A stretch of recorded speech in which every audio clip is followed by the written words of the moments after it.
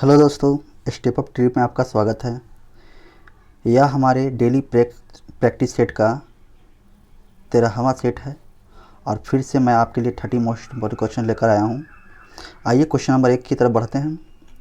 निम्नलिखित में से अहमदाबाद शहर की स्थापना किसने करी थी?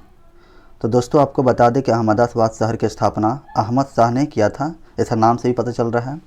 यह अहमदाबाद जो शहर है यह गुजरात की राजधानी है, जिसे 1411 ईस्वी में बनाया गया था। और अहमदाबाद शहर जो है साबरमती नदी के किनारे बसी हुई है।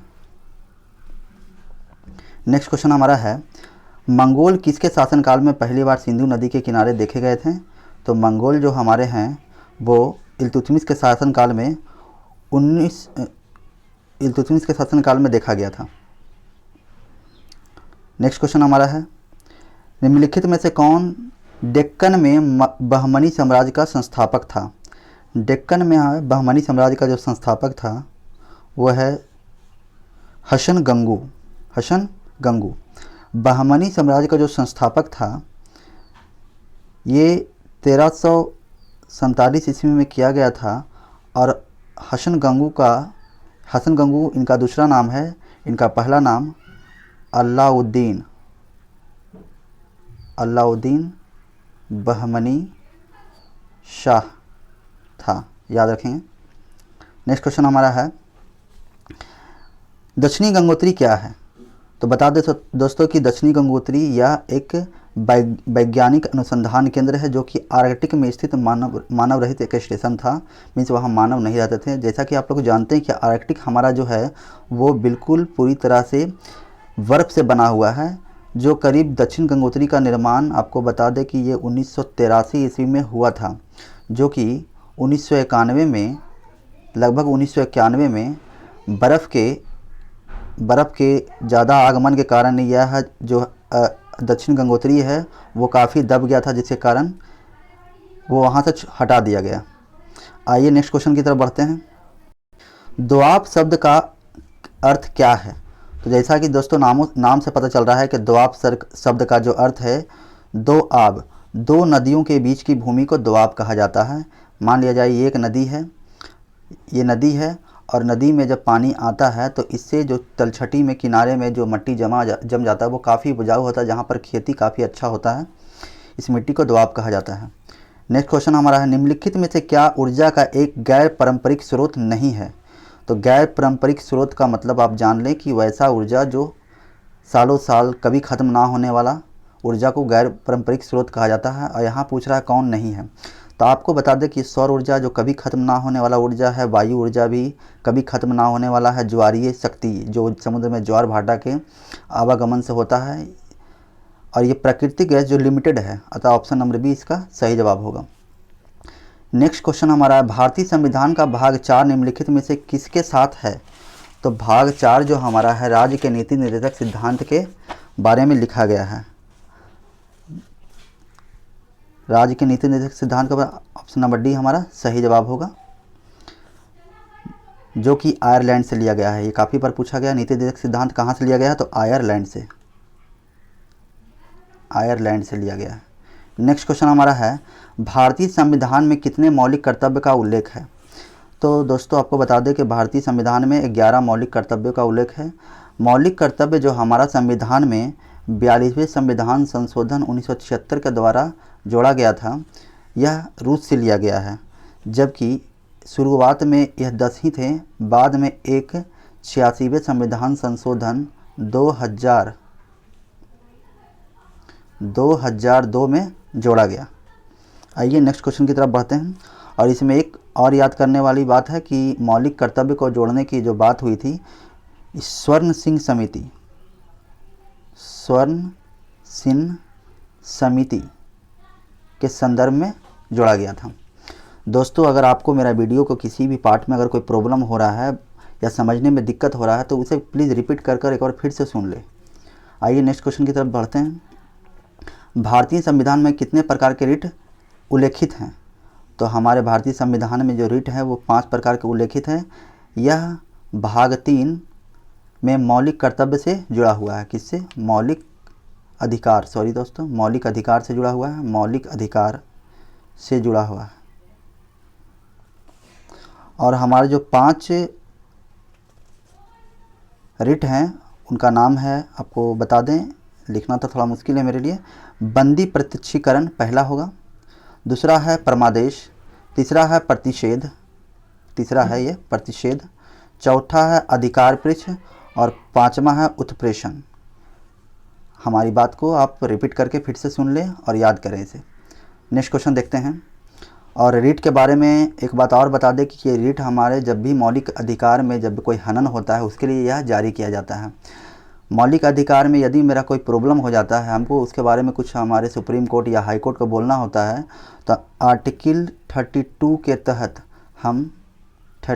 तहत हम सुप्रीम कोर्ट में जाकर अपना रिट दायर कर सकते हैं। और आर्टिकल और हाई कोर्ट में यह 226 के तहत आता है। 226 की बात करेंगे तो हाई कोर्ट, सुप्रीम कोर्ट में 32। चलिए नेक्स्ट क्वेश्चन हमारा जो है, भारतीय राष्ट्रीय कांग्रेस का पहला सत्र कहाँ आयोजित किया गया था? तो यह बॉम्बे में आयोजित किया गया था। कहाँ किया गया था? तो बॉम्बे में आयोजित किया गया था। तो दोस्तों आपको बता दें, यह 1885 में बॉम्बे में किया गया था। 1885 में किया गया था। चूँकि यह पहले से यह पुणे में प्रस्तावित था, लेकिन पुणे में प्लेग जैसे महामारी आ जाने के कारण इसे स्थानांतरित कर बॉम्बे कर दिया गया था। आइए नेक्स्ट क्वेश्चन की तरफ बढ़ते हैं। दादा भाई नौरोजी के अनुसार स्वराज का मतलब क्या था? जैसा कि नाम से मालूम चला, स्वराज स्व सरकार। ऑप्शन नंबर 20 का सही जवाब होगा। दादा भाई नौरोजी ने इनका सबसे पहले मांग किया था और पूर्ण स्वराज्य की मांग पंडित जवाहरलाल नेहरू ने 1929 ईस्वी में किया था। नेक्स्ट क्वेश्चन हमारा है, बसुमती सबसे पुराना बंगाली दैनिक पत्र किसने संपादित किया? तो यह अरविंदो घोष के छोटे भाई बीडी सावरकर ने किया था। नेक्स्ट क्वेश्चन हमारा है, उत्तर प्रदेश के संसदीय सीटों की संख्या कितनी है? तो उत्तर प्रदेश के संसदीय सीटों की संख्या 31 है दोस्तों। और यहाँ लोकसभा की सीटों की संख्या हो जाएगी, लोकसभा के सीटों की संख्या है 80। याद रखेंगे, काफ़ी बार पूछा गया है उत्तर प्रदेश का। नेक्स्ट क्वेश्चन हमारा, मूल लोकसभा वाद विवाद किस भाषा में छापे जाते हैं? चूँकि वाद विवाद की बात है तो यह हिंदी और इंग्लिश दोनों भाषाओं में छापी जाती है। हमारा नेक्स्ट क्वेश्चन है, ला नीना प्रशांत महासागर को कैसे प्रभावित करता है? ला नीना हमारे प्रशांत महासागर को पानी के तापमान को कम कर देता है और बी नंबर हमारा सही जवाब होगा। नेक्स्ट क्वेश्चन हमारा है, और 3 से 5 डिग्री करीब कम कर देता है दोस्तों। भारत के किस पड़ोसी देश को ड्रक यूल के नाम से जाना जाता है? जैसा कि हम लोग जानते हैं कि भूटान को लैंड ऑफ ड्रैगन कहा जाता है, लैंड ऑफ ड्रैगन कहा जाता है दोस्तों। तो यूल, जो यहाँ यूल है इसका मतलब लैंड होता है और ड्रग का मतलब होता है ड्रैगन। और ड्रैगन भूटान के झंडे में भी प्रिंटेड है और इसका सही जवाब ऑप्शन नंबर सी होगा। नेक्स्ट क्वेश्चन हमारा है, मलक्का जल डमरूमध्य किन 2 खंडों को अलग करता है? जल डमरूमध्य यह हमारा मलय प्रायद्वीप और इंडोनेशिया सुमात्रा द्वीप को अलग करता है। ऑप्शन नंबर ए इसका सही जवाब होगा। नेक्स्ट क्वेश्चन हमारा है, बांदीपुर राष्ट्रीय उद्यान, तो बांदीपुर कर्नाटक। नेक्स्ट क्वेश्चन देखेंगे, प्रॉन का संबंध फाइलम से किस फाइलम से है? तो आपको दोस्तों बता दें कि प्रॉन जिसे झींगा भी कहा जाता है, झींगा, तो झींगा यह ऑर्थोपोडा से संबंधित है। ऑर्थोपोडा आपको बता दें जिसमें धड़, उदर और पीछे का यानी पूँछ का हिस्सा पूँछ से जो मिला हुआ होता है और जिसकी आंखें सर पर होती है उन्हें ऑर्थोपोडा कहा जाता है। ऐसे में आपका तितली है, आपका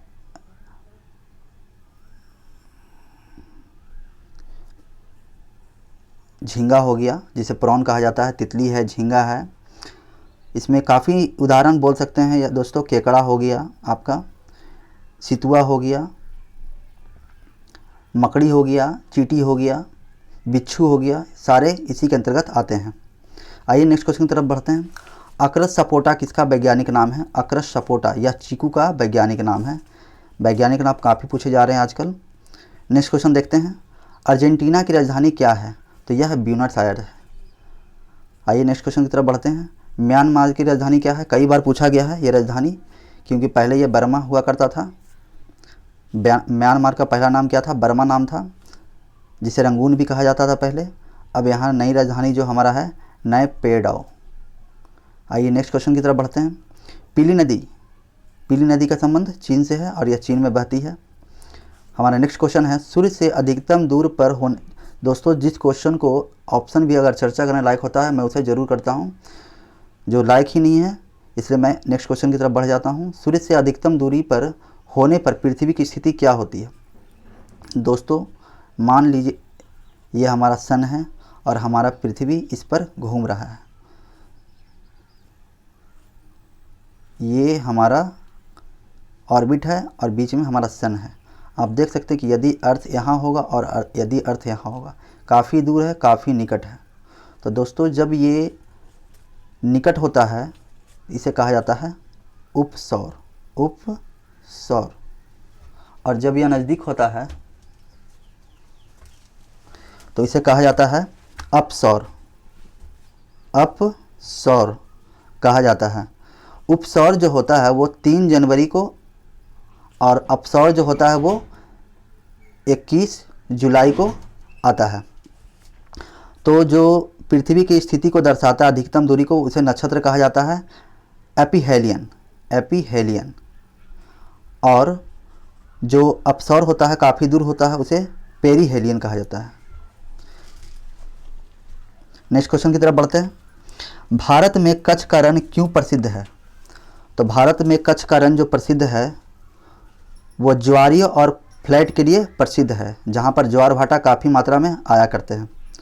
नेक्स्ट क्वेश्चन हमारा है निम्नलिखित में किसे बंदोबस्त प्रणाली के रूप में जाना जाता है? जब्ती बंदोबस्त प्रणाली के रूप में जाना जाता है बंदोबस्त प्रणाली को। और ये आपको बता दें कि बंदोबस्त प्रणाली का जो दूसरा नाम है वह इस्तमरारी बंदोबस्त प्रणाली है, जो कि लॉर्ड कॉर्नवालिस ने लाया था, और यह 1793 ईस्वी में लाया गया था, जिसे ईस्ट इंडिया कंपनी और बंगाल के जो जमींदार थे वो दोनों कर वसूलने के लिए इसे लगाया गया था। आइए नेक्स्ट क्वेश्चन की तरफ बढ़ते हैं। इतिहासकार अबुल फजल किसके द्वारा मारा गया? तो इतिहासकार जो हैं अबुल फजल है वो वीर सिंह बुंदेला के मदद से मारा गया था। अबुल फजल जो था दोस्तों ये अकबर के काफ़ी करीब और विश्वसनीय पात्र थे, जो कि जहांगीर के आंखों का काटा था। तो जहांगीर ने इसे वीर सिंह बुंदेला की मदद से मरवा दिया। और अबुल फजल के बारे में अगर बात कहें तो इनके पिताजी का नाम जो था वो शेख मुबारक था। शेख मुबारक था और शेख मुबारक और अबुल फजल ने ही अकबरनामा लिखा था, अकबर की जीवनी। नेक्स्ट क्वेश्चन जो हमारा है, किस मुग़ल बादशाह की संतान मुग़ल हरम के बजाय एक सूफी खानकाह में पैदा लिया? ये पिछले बार भी मैंने बताया है कि किस मुग़ल बादशाह के संतान। तो दोस्तों आपको बता दें कि ये जो जहांगीर थे जिनका बचपन का नाम सलीम था, ये इसलिए था क्योंकि जहांगीर जो है बचपन में हरम, जो कि जहाँ पर सिर्फ महिला रहा करती थी, वहाँ ना पैदा लेकर ये सलीम चिश्ती के कुटिया में पैदा लिए थे, इसलिए इनका नाम बचपन का सलीम हो गया। और यहाँ सवाल है कि मुग़ल बादशाह की संतान, तो ये अकबर की संतान थे। ऑप्शन नंबर बी हमारा सही जवाब होगा। नेक्स्ट क्वेश्चन देखें। औरंगजेब के शासनकाल का आधिकारिक इतिहासकार निम्नलिखित में से कौन था? औरंगजेब के शासनकाल का आधिकारिक इतिहासकार था मोहम्मद काजिम। नेक्स्ट क्वेश्चन हमारा है, निम्नलिखित में से कौन पश्चिमी भारत का दौरा करने वाले पहले अंग्रेजी व्यक्ति थे? तो ये थे थॉमस स्टीफेंस। दोस्तों ये हमारे 30 क्वेश्चन का जो टारगेट था वो समाप्त हुआ। ये मैं 15 सेट तक आपको बताऊंगा। उसके बाद मैं जो जो टॉपिक्स वाइज हैं वो मैं लेकर आऊँगा और एक एक करके सारे टॉपिक को ख़त्म करूँगा, जिससे आपके क्वेश्चन में नंबर की बढ़ोतरी हो। चलिए दोस्तों, इसी के साथ मैं अपना आज का सेट समाप्त करता हूँ।